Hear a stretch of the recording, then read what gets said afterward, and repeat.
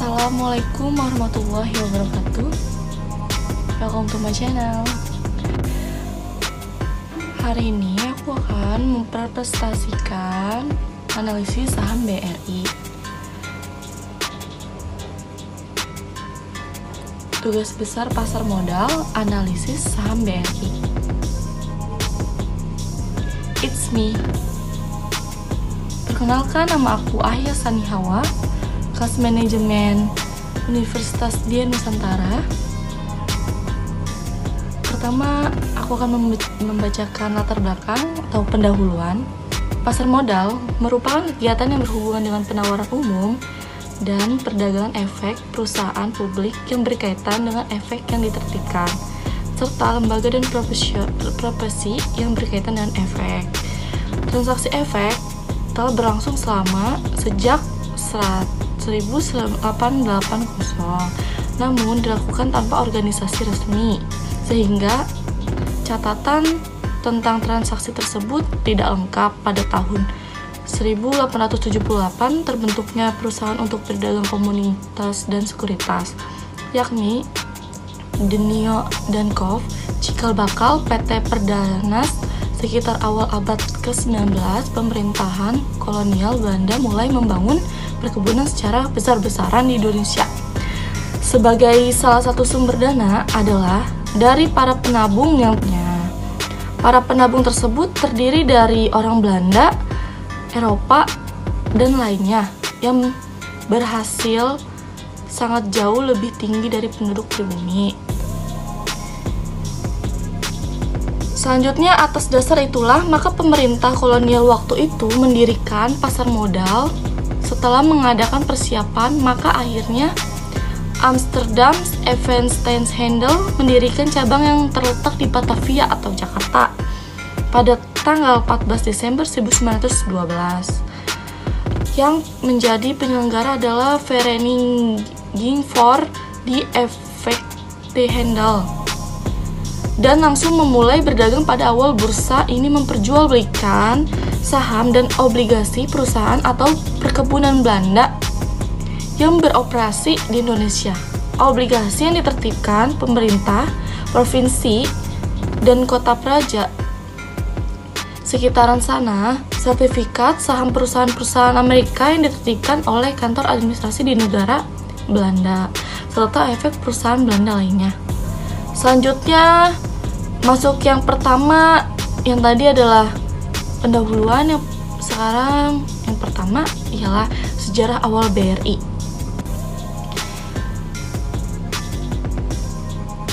Sebelum go publik, pemerintah merubah status BRI menjadi perseroan terbatas pada 1 Agustus 1992.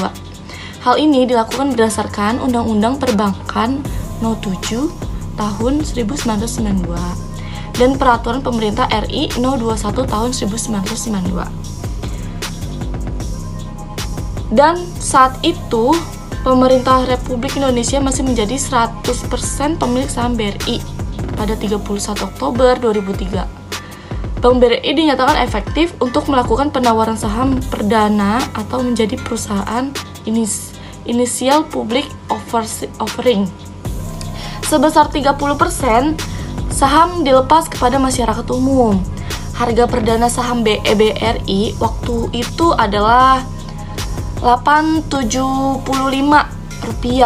Pada penawaran saham perdana tersebut, saham BRI yang ditawarkan hasil terjual dan mengalami oversubscribe setelah melakukan penjatahan oleh lembaga pinjaman pelaksanaan emisi. Maka negara Republik Indonesia memiliki saham sebesar 59-50% di BRI.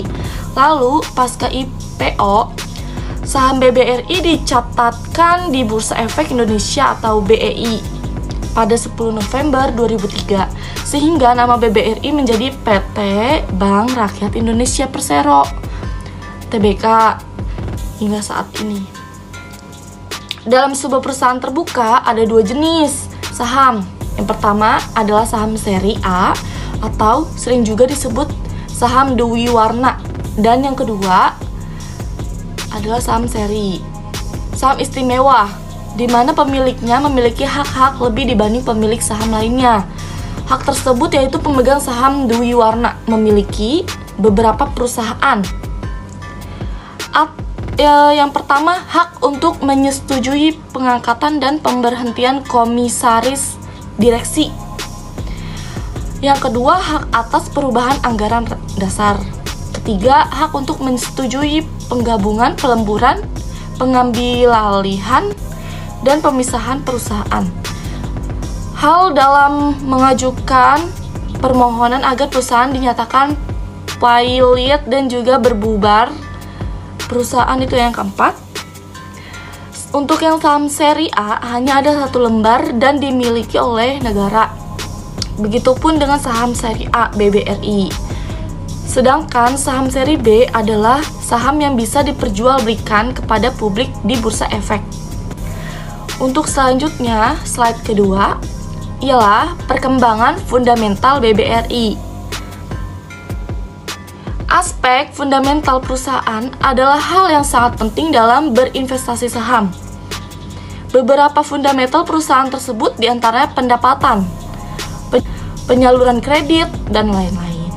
Pendapatan dalam perbank biasanya berbagi menjadi 2, yakni pendapatan net interest income atau pendapatan bunga bersih dan pendapatan non-interest income atau pendapatan non-bunga. Jadi, pendapatan bunga bersih adalah pendapatan bank yang dihasilkan dari selisih bunga dari pinjaman, dana dikurangi bunga yang dibayarkan pada nasabah. Pertumbuhan net interest income BBRI dapat dilihat dari tabel di bawah ini. Ialah satu, ada perkembangan net interest income Bank BRI. Yang kedua, ada perkembangan non-interest income Bank BRI. Selanjutnya, penyaluran kredit. Slide selanjutnya yang ketiga, perkembangan BBRI sampai saat ini. Kenaikan tersebut rata-rata sebesar 9,8% tiap tahunnya. Selain itu, Bank Rakyat Indonesia, TBK atau BBRI merupakan salah satu bank komersial milik negara dan tertua di Indonesia. BRI juga tercatat sebagai bank dengan laba bersih terbesar di Indonesia. Bank Rakyat Indonesia didirikan pada 16 Desember 1895 di Purwokerto, Jawa Tengah, oleh Raden B. Raya Wirjamada. Sejak awal Bank Indonesia, nama BBRI dulunya adalah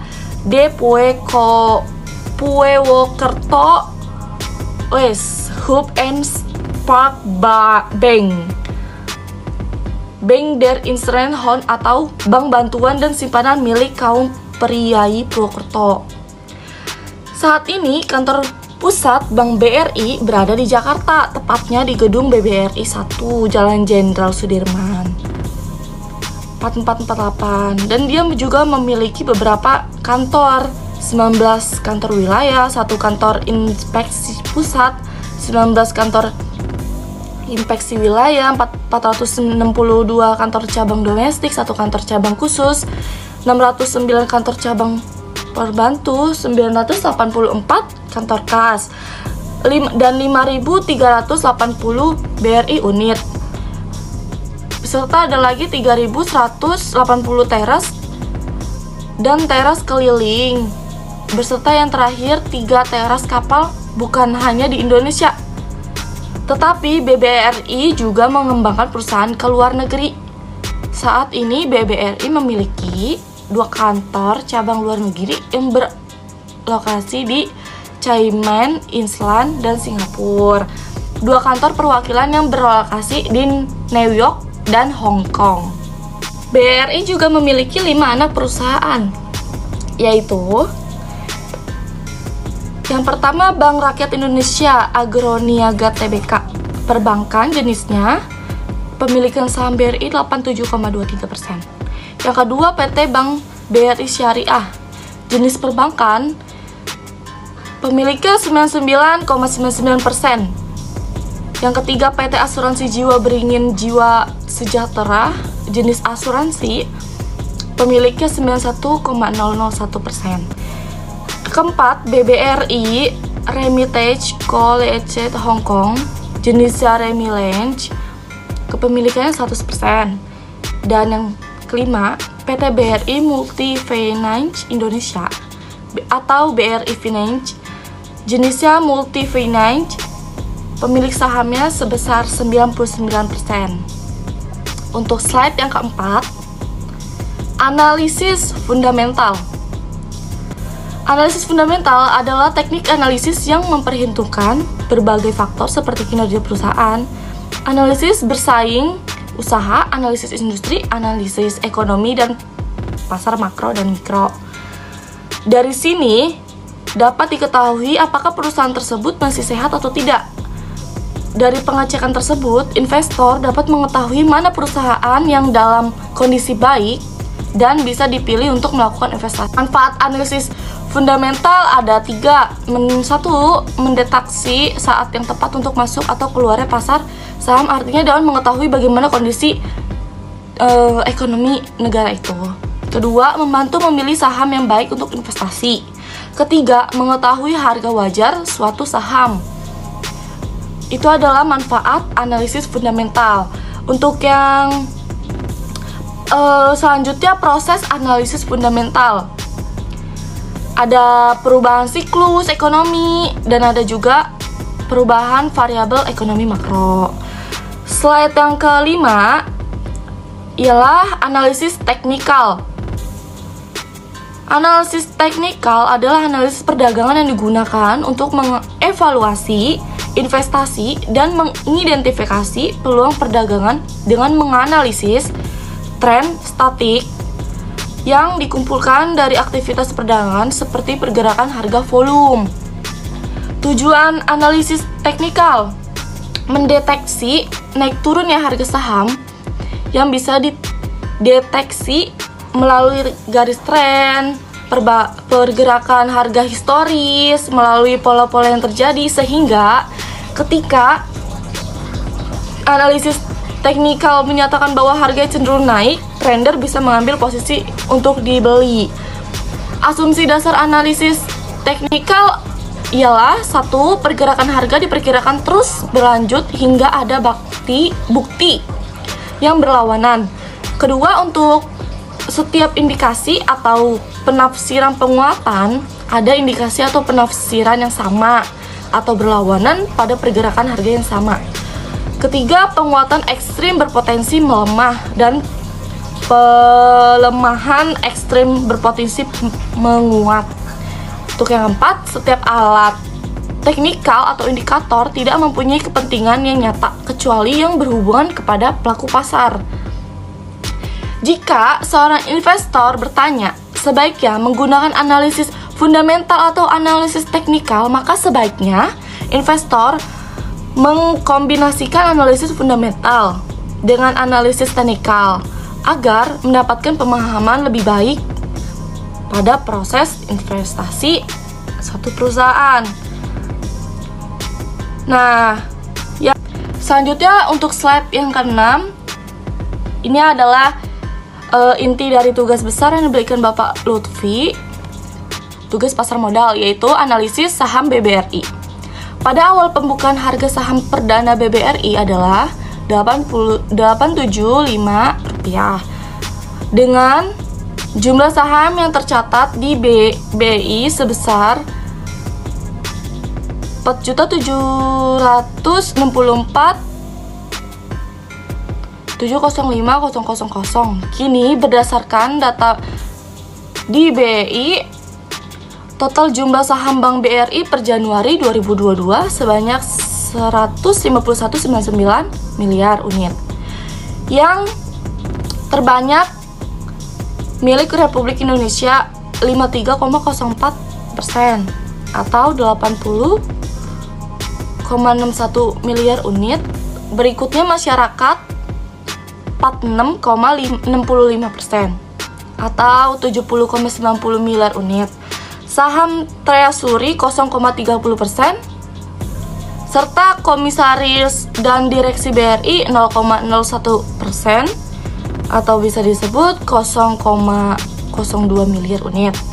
Sebelum virus corona terjadi isu dunia pada akhir Desember 2019, kemarin harga saham BBRI tercatat mencapai harga tertinggi dengan naik 1,15%, yakni sekitaran 4.400 per unit. Sementara jumlah transaksi pembelian saham mencapai 833,52 juta saham sebesar 3,59 triliun. Walaupun pasar modal sempat amblas karena isu virus corona, setelah melakukan aksi buyback atau pembelian kembali saham yang beredar di publik pada 3 April 2020. Lalu BBRI tercatat masuk sebagai 10 top gainer. Harga saham BBRI naik sebesar pada chart di atas. Saham BBRI terjangkau jadi harga 476.000 sampai 487.000 dalam waktu kurang dari 2 bulan, yaitu pada 16 Oktober hingga 13 Desember mengalami kenaikan yang cukup signifikan. Maka saham BBRI tampak terlihat konsisten dan harga yang cukup terjangkau dan dibandingkan dari BBNI dan Mandiri yang harganya hampir jadi 2 kali lipat dari harga saham BBRI yang bercat 9.100 hingga 900 yang bercat 900, 100 hingga 900, 800 per lembar sahamnya. Bisa dilihat. Selanjutnya ada beberapa saham mengalami naik dan turun. Beberapa saham mengalami naik dan turunnya pada tanggal 12 Desember 2022, yaitu ada barang baku turun 0,67%, non-primer 0,42%. Untuk saham primer dia naik 0,15%, saham energi turun 0,35%, saham keuangan 0,16% turun. Saham kesehatan dia naik 0,38%, perindustrian 0,12% dia naik, infrastruktur menurun 0,75%. Properti dia lagi naik. Emang properti itu emang saham paling bisa naik turun, tapi banyak banget diminati. Dia naik 0,65%. Saham teknologi dia turun 2,74%, dan transportasi menurun 0,36%. Berikut slide selanjutnya ialah akun yang saya mainkan menggunakan aplikasi Ajaib. Kenapa saya memilih untuk berinvestasi melalui aplikasi Ajaib? Karena pakai aplikasi Ajaib lebih ke anak muda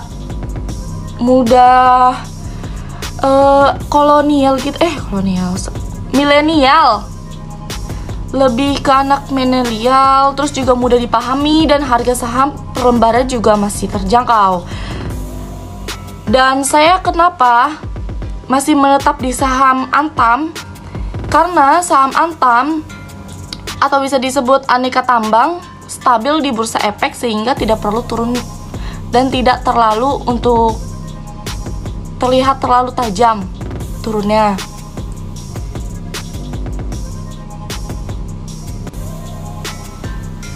Untuk kesimpulan, demikian sejarah dan perkembangan saham BBRI hingga saat ini. Sebagai investor, tentu kita perlu mengetahui data dan prospek saham perusahaan. Bukan hanya dikenal menarik karena popularitasnya, tapi ada baiknya kita bisa melihat perjalanan perusahaan dalam dunia trading. Saham BBRI masih berpotensi terjangkau. Selain itu, juga dapat dipertimbangkan kondisi pasar saham. Kalau kondisi pasar saham sedang jelek, bearish, maka analisis-analisis di atas akan semakin mendukung kemungkinan terjangkaunya harga saham dari BBRI. Ada baiknya membeli saham BBRI secara bertahap atau akumulasi, dan bisa juga menjadi support 2 atau 3 tahunnya sebagai acuan. Sedangkan untuk para trader jangka pendek atau harian, jika menemukan saham BBRI yang turun tajam, bisa memanfaatkannya untuk trading harian saat technical rebound. Sekian dari saya juga untuk menyampaikan presentasi ini. Semoga apa yang saya sampaikan bermanfaat untuk para penonton. Terima kasih, saya Ahya Sani Hawa, mahasiswa Universitas Dwi Nusantara. Kurang lebih mohon maaf. Terima kasih. Assalamualaikum warahmatullahi wabarakatuh.